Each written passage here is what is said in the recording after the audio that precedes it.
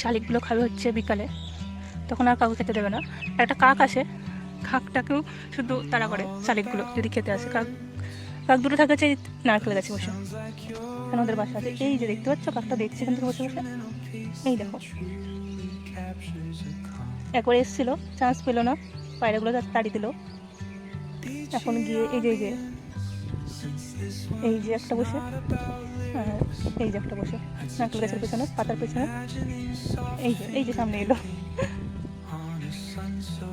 আর এই যে একটা বসে, এরা দুজনেই থাকে নারকেল গাছে, আসে মাঝে মধ্যে জল খেতে।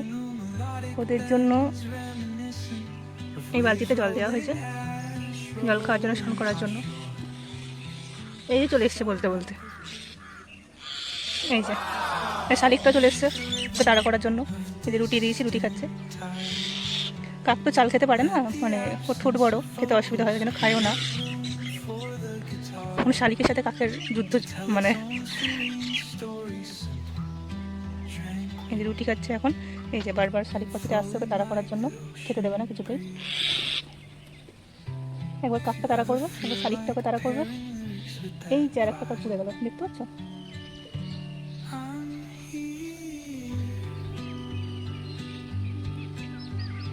আমি রুটিগুলো এই সাইড আলাদা করে সাইড করে দিই এই কারণেই যে কাকটাকে তো খেতে দেয় না, ওই জন্য সাইডে করে দিই যাতে ও খেতে পায়।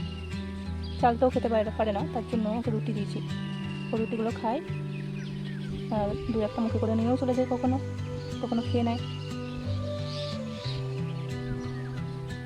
আর এইদিকে পায়রাগুলো কে কত তাড়াতাড়ি পারবে খেতে, খেয়ে সব পরিষ্কার করে দেবে।